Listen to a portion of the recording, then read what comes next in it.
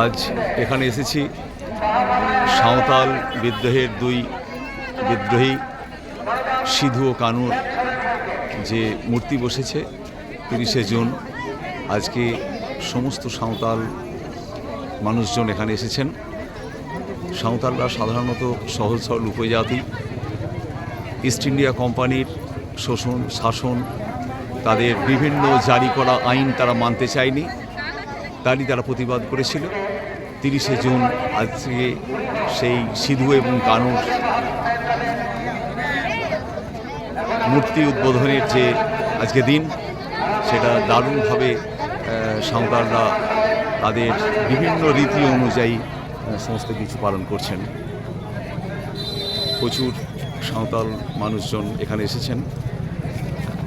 আজকে সিধু এবং কানুর তাদের বিদ্রোহ যে সার্থক, ইস্ট ইন্ডিয়া কোম্পানির মসনদকে যারা কাঁপিয়ে দিয়েছিল, সেই সাঁওতালদের নেতা সিধু এবং কানুর প্রতিকৃতি আজকে উদ্বোধন হলো।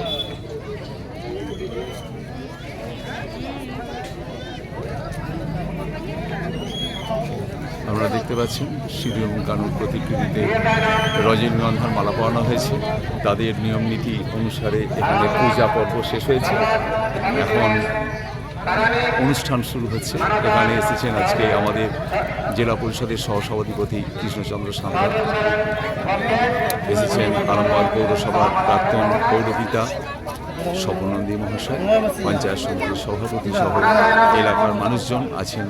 আমার আরামবাগ হাই স্কুলের সম্মানীয় সহকারী প্রধান শিক্ষক রবীন্দ্রনাথ টুডু আছেন, সহ শিক্ষক মেহবুববাবু এবং অগণিত সাঁওতাল মানুষজন এখানে এসেছেন।